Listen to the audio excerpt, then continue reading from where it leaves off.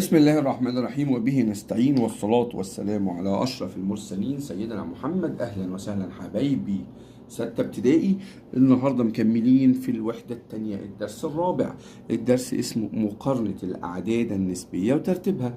واضح من العنوان إن أنا بعمل حاجتين، يا بقارن يا برتب. طب المقارنة بتبقى بإيه؟ المقارنة بتبقى أكبر من أو أقل من أو يساوي، والترتيب بيبقى حاجة من الاتنين، يا ترتيب تصاعدي يا ترتيب تنازلي. التصاعدي طبعا بصعد يعني من الصغير للكبير، والتنازلي بنزل يعني من الكبير للصغير. اول حاجه عندي المقارنه. لو انا في عندي نقطتين هنا على خط الاعداد اكس وواي، طبعا الكبير اللي بيبقى على اليمين، عشان كده لو هنا عندي اكس وواي فان اكس اقل من الواي والواي اكبر من الاكس. انا عارف ان العلامه دي بتبص ناحيه الكبير، كده العلامه دي معناها ايه؟ بتبص ناحيه الكبير. فلو هنا قلت لك اكس اقل من واي يعني الكبير هو الواي، هي لما اقول لك واي اكبر من الاكس. طيب اول سؤال بيقول لي مثل الاعداد النسبيه على خط الاعداد ورتبها تصاعديا. هنا بيقول لي 7 على 5 و0 و9 على 5 و2 وناقص 1. عشان اقارن او ارتب لازم يبقى المقام زي بعض. ايه هو المقام؟ المقام الرقم اللي تحت من الكسر، فوق اسمه البسط تحت اسمه المقام. طب فوق هنا 7 على 5، الزيرو اخليها 0 على 5، التسعة على 5 زي ما هي. طب الاتنين كم على 5؟ اسأل نفسي سؤال، 2 في 5 بكام؟ برافو، 2 في 5 ب10، يعني الاتنين هيها 10 على 5. طب والناقص 1 اضربها في 5، ناقص 1 في 5 بناقص 5 هتبقى ناقص 5 على 5. يبقى أنا أول حاجة خليتهم كلهم زي بعض، المقام زي بعض. طيب خط الأعداد، بما أن المقام 5 يعني هيبقى فيه 5 مسافات متساوية بين أي رقمين صحيحين. نكتب هنا خط الأعداد، بين الزيرو والواحد 5 أجزاء، بين الزيرو والناقص 1 5، أدي 1 2 3 4 5. خلي بالك أنا قلت 5 مسافات مش 5 نقط، عشان ممكن واحد يعد يقول لي يا مستر لا ادي 1 2 3 دول 4 نقط. لا انا ما قلتش كام نقطة، قلت كام مسافة متساوية. يبقى بين الزيرو ادي 1 ادي 2، المسافة بين النقطتين 3 4 5.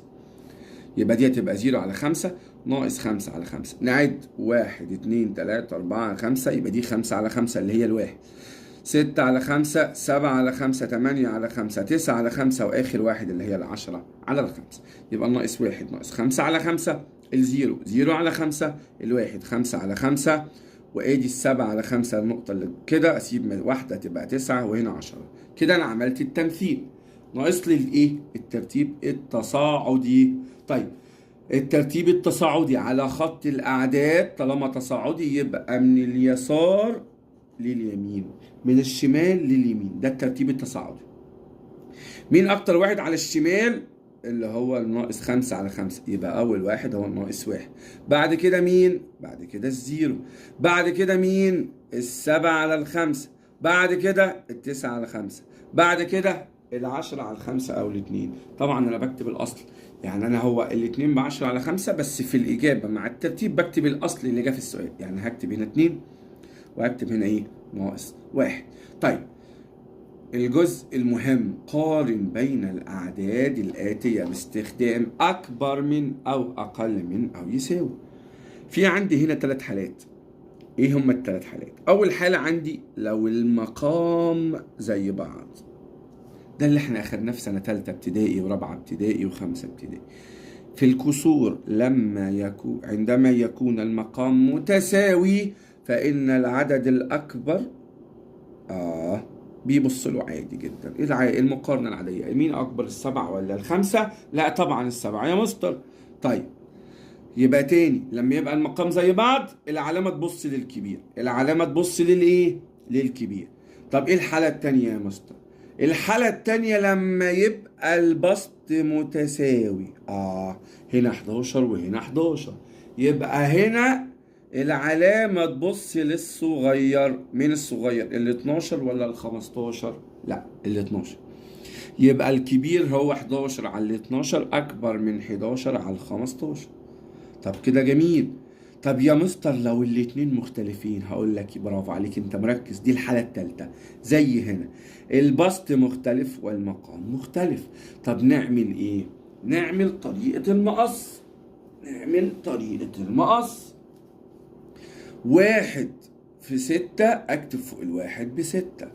-5 في 4 يبقى بسالب 20. تاني 1 في 6 اكتب فوق الواحد ب6. 4 في -5 خلي بالك بسالب 20. مين اكبر الستة ولا السالب 20؟ لا الستة اكبر. اوكي يا بطل؟ تمام. طيب نيجي هنا اهو مختلفين مقص. 3 في 6 ب18. 2 في 12 ب24. مين اكبر؟ ال24. ها مختلفين مقص، دي 12 ودي 10 يبقى ال12 اكبر. طيب ايه بقى السؤال ده يا مستر؟ ده مديني هنا عدد عشري ومديني هنا كسر اعتيادي او غير اعتيادي. طب اعمل ايه؟ قدامي طريق من الاتنين، يا خلي ده شبه ده يا خلي ده شبه ده. نعمل بالطريقتين. اول طريقة انا عاوز اخلي دوت كسر، هكتب هنا ال11 على الاتنين وهعمل هنا كسر. الرقم اللي فوق 32 اكتبها هنا خلاص. طيب هنا في كام رقم بعد العلامة العشرية؟ رقم واحد يعني على 10. يا مستر يعني انت عايز تقول لي لو في رقمين بعد العلامة العشرية يبقى على 100. طب لو 3 ارقام يبقى على 1000. يبقى بكتب الرقم اللي عندي بدون علامات عشرية فوق، وبشوف كم عدد عشري وبحط على اساسه المقام. كده خلاص بقى الاتنين كسور. نعمل مقص، يبقى دي 64 ودي 110 يبقى ال110 اكبر. طب يا مستر انا عاوز الطريقة التانية. 11 على الاتنين بكام؟ 11 على الاتنين ب5.5. 5 و5 10 ونص 1 يعني 5.5. طب يبقى احط خط تحت ال3 وهنا خط تحت ال5. مين اكبر؟ ال5 طبعا اكبر من ال3. فانا قلت لك الطريقتين، انت حل بالطريقة اللي تعجبك. ركزوا بقى معايا يا حبايبي، اللي في ايده حاجة يسيبها، لان الجزئية دي في نظري لا يخلو منها اي اختبار، لازم تلاقيها في اي امتحان. كثافة الاعداد النسبية. يعني ايه كلمة كثافة الاعداد النسبية؟ بيقول لك ان بين كل عددين نسبيين مختلفين يوجد عدد لا نهائي من الاعداد النسبيه. يعني ايه الكلام ده؟ لما كنت بقول لك بين الواحد والاتنين في ارقام، لا يا مستر ده الاتنين ورا بعض. السنه دي بقى اخدنا الكسور واخدنا الاعداد النسبيه. في عدد لا نهائي بين الاعداد النسبيه. خلي بالك قلت الاعداد النسبيه مش الصحيحه. مثال: أوجد عدد نسبي يقع بين تلت وتلتين. لو أنا قبل كده السنة اللي فاتت قلت لك السؤال ده هتقول لي يا مستر ما فيش إجابة، أنت بتهزر، الواحد بعدها الاتنين إزاي اقنعني. السنة دي بقى في عدد لا نهائي. طب إزاي يا مستر؟ هو هنا المقام شبه بعض. حلو. يبقى أنا هنا أول حاجة هضرب في نفس العدد فوق وتحت، ولنفترض 2. يبقى 1 في 2 ب2. 3 في 2 ب6. والتاني زيه 2 في 2 ب4. و3 في 3 3 في 2 ب6. بقى دي 2 على 6 ودي 4 على 6. مين اللي في النص؟ 3 على 6. طب جه بقى نفس السؤال، بس بدل ما يقول لي انا عاوز عدد واحد قال لي عايز عددين. سهله جدا. بدل ما هضرب في 2 هضرب في 3. 1 في 3 ب3. 3 في 3 ب9. الناحية التانية 2 في 3 ب6. 3 في 3 ب9. أنا عاوز عددين. إيه اللي بين ال3 على ال9 وال6 على ال9؟ طبعا سهلة، 4 على 9 و5 على 9. يعني أنت يا مستر عاوز تقول لي أنا ممكن أجيب لي 100 رقم؟ أيوة. مليون؟ أيوة. 100 مليون؟ قلت لك عدد لا نهائي يعني مفتوحة. تمام. طيب انا كده هنا اول حالة لو المقام شبه بعض. طب افرض بقى حب يغلس عليا ويجيب لي المقام مختلف، اعمل ايه؟ اوجد عدد نسبي يقع بين النص والخمسة على 7. اولا ده هنا المقام مختلف والبسط مختلف. اعمل ايه؟ هقول لك هعمل زي المقص في المقارنة. مش هنا في 2 وهنا في 7. عينك على المقام. عينك على ايه؟ عينك على المقام. هنا في 2 وهنا في 7، يبقى اعكس الكسر الاولاني يضربه في 7 والكسر التاني يضربه في 2. تاني، مش تحت هنا في 2 و7، الكسر الاولاني كله يضربه في 7 والكسر التاني كله يضربه في 2. 1 في 7 ب7، 2 في 7 ب14، 5 في 2 ب10، 7 في 2 ب14. ايه اللي بين السبعة والعشرة؟ برافو عليك، في 8 على 14 وممكن كمان التسعة على 14. طيب تمام يا بطل. يبقى هنا بين السبعة على 14 والعشرة على 14 في رقمين. تمام. طيب اللي بعده، لما يقول لي أوجد عددين يقعوا بين أو عدد بين -2.1 وناقص 2. مفروض إن الاتنين والاتنين و1 ورا بعض. طب أعمل إيه؟ هقول لك ركز معايا. أول حاجة هاجي عند -2، مش هنا في عدد عشر واحد؟ أيوه، خليهم 2. خليهم 2. طب إزاي؟ زود صفر يا راجل، مش هيحصل حاجة. يبقى هنا -2 هقول بوينت او العلامة زيرو زيرو، وهنا -2 وال1 زود لها زيرو، القيمة مش هتتغير. بقى هنا -2 و2.10 ايه اللي بين الزيرو والعشرة؟ في الواحد من 100 والاتنين من 100 لحد التسعة من 100. يعني عندك 9 ارقام، اختار منهم اللي انت عايزه. تمام. طب لو كان هنا فوق رقمين، يعني هنا 1/10 وهنا 2/10، برضه زود صفر، هتبقى دي 10 من 100 ودي 20 من 100. يبقى بين ال10 وال20 برضه خد الأرقام اللي أنت عايزها. طيب اختار الإجابة الصحيحة. ده السؤال ده جه في الفيوم. مين أكبر؟ الزيرو أكبر ولا الناقص نص؟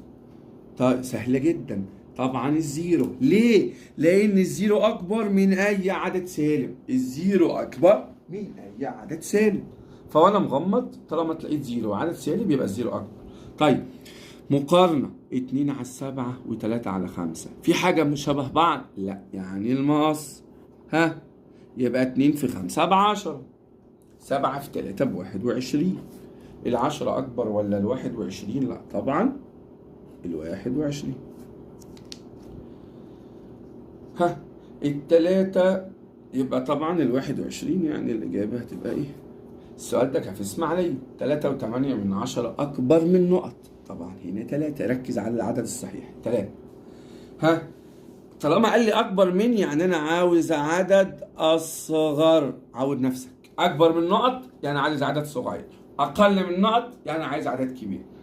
عايز عدد اصغر من الرقم ده. الاربعة اصغر؟ لا. الخمسة اصغر؟ لا. الناقص 6 السالب 6 طبعا عدد سالب.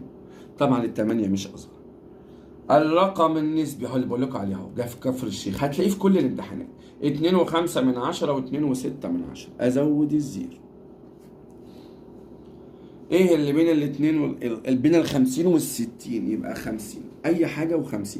يبقى اهو 2 و45 لا، 75 لا، 54 ايوه. اهو برضو جاء في المنوفية. خلاص عرفنا، يبقى دي 40 ودي 50. يبقى برضو ناقص 2 وحاجة و40. 53 لا، 43 شفت يا ولاد؟ السؤال ده بيتكرر في كل الامتحان. اللي بعده، ضع علامة صح وغلط. لسه قايلين الزيرو أكبر ولا الناقص نص؟ لا طبعا الزيرو. هنا أكبر في مقام شبه بعض، حط دايرة الاتنين والاتنين. طالما المقام زي بعض يبقى أروح ناحية الكبير. هنا 3.65 ولا 3.7، لازم أزود الزيرو عشان يبقى هنا في رقمين وهنا في رقمين. بقى 65 أكبر ولا 70؟ لا 70. ناقص 8 على 5 ولا ناقص 1.6. الأسهل لي إن أنا أخلي ديت كسر، يعني أخليها ناقص 16. في كم عدد بعد العدد النسبي؟ 1 يا مستر، بعد العلامة العشرية سوري. يبقى دي على 10 وأعمل مقص. 5 في -16 بسالب 80. دي هتبقى بسالب 80، و8 في 10 برضه بسالب 80. يبقى الاتنين يساوي، لأن الاتنين بسالب 80. هنا يا مستر المقام زي بعض، تحط دايرة. يبقى ناحية الكبير مين أكبر، الواحد ولا الناقص 3؟ شطار، الواحد. السدس والربع البسط شبه بعض، يبقى بص ناحية الصغير. الاتنين على 8.5، هحول دي أخليها 5/10. 10 في 2 ب20، 5 في 8 ب40، يبقى 40 أكبر. رتب الأعداد تنازليا. السؤال ده جه في الإسماعيلية. تمام. طيب تنازلي يعني من الكبير للصغير في الموجب، ومن الصغير للكبير في السالب. خلي بالك عشان السالب اللي بيلخبط. من الكبير للصغير في الموجب. الموجب مين أصلا؟ في عندي 3 و3 و3 على 5، مين أكبر؟ طبعا هنا على 5، يبقى دي كأنها 3 و0 على 5 عشان نخليهم كلهم على 5. يبقى طبعا أكبر واحد 3 وال3 على 5، وبعد كده 3. طيب الزيرو ولا السالب؟ لا الزيرو أكبر. في السالب بقى في التنازلي من الصغير للكبير، يبقى أول حاجة ناقص 2 و1 على 5، وهنا ناقص 4 و3 على 5. طيب ركز معايا بقى في السؤال ده، عشان السؤال ده للناس الجامدة جدا، الدكاترة والمهندسين. 3 على 5 و2 على 3، عاوز عدد يقع بينهم. طيب بسم الله، هل المقام زي بعضه؟ لا. طب البسط زي بعضه؟ لا. يبقى نعمل المقص زي ما قلت لك. يبقى الكسر الأولاني في 3 في 3، والكسر التاني في 5 في 5. تمام؟ بقى ده 9 على 3 في 3 ب9، 5 في 3 ب15. جميل. 2 في 5 ب10، 3 في 5 ب15. الله، ده بقت 9 على 15 و10 على 15. طب أعمل إيه؟ أعمل إيه؟ الاتنين ورا بعض. يعني أنا برضو المشكلة ما اتحلتش. أسهل طريقة لما تلاقي الرقمين ورا بعض إنك تضرب في صفر، في 10 فوق و10 تحت، وهنا 10 فوق و10 تحت. يعني بقت دي 90 على 150، وهنا بقت دي 100 على 150. ايه اللي في النص؟ اي رقم. 91 على 150، 92 على 150، وهكذا. طب يا مستر انت قلت لنا لو المقام زي بعض، يعني لو هنا 1 على 3 وهنا 2 على 3 ممكن اضرب في 10؟ ايوه عادي جدا. اضرب في 10، بقت دي 10 على 30 ودي 20 على 30. هات اي رقمين بينهم، 12 13 على 30 لحد 19. يبقى لو المقام زي بعض اضرب في 10 فوق وتحت، عشان كده سبتها لكم في اخر الحصه. اضرب في 10 فوق وتحت، بقى في اعداد كتيره جدا في النص. وده كان اخر تمرين معانا النهارده، درس في منتهى الاهميه، وشفتوا اسئله الامتحانات عليه كتير قوي قوي قوي. يا رب يتذاكر. يا رب لو فهمت الدرس تعمل لايك وشير للفيديو، ولو اول مره تتفرج عليا ما تنساش تعمل فولو لاحمد عاطف ماث على الفيسبوك، سبسكرايب على الشانل اليوتيوب احمد عاطف ماث. اشوفكم على خير، وما توفيقي الا بالله، عليه توكلت واليه انيب، والسلام عليكم ورحمه الله وبركاته.